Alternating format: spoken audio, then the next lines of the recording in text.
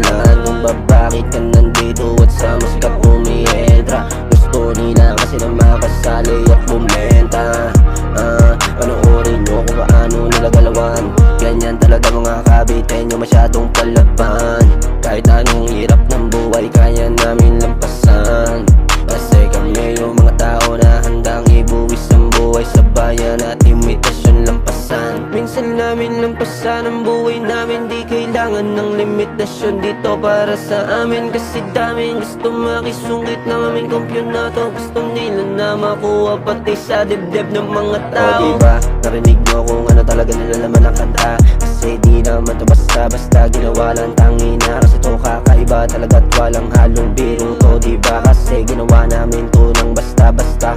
O diba naniniwala kayo sa mga ganon? Pakialam namin yan basta sa amin to ngayon. Tong panahon na to, makinig kayong mabuti. Paano namin lampasan ang limitasyon? Kasi walang kakaiba kundi kami mismo gumawa. Talagang ibang iba, talagang nahibang nasa musikat. Hindi na masabi, talagang iba na ako. Hindi naman sa pinaginaan ng panahon, pero ito na yun. Sa amin na tong panahon, di naman sa nagpapanggap kami dito, di na kailangan nun. Kasi dami namin ginawa na di nyo nakita nung panahon. Nung kami ay gumawa ng mga musika na di na narinig nun. At ngayon lang namin nilabas ang tunay namin nagaling sa ganito.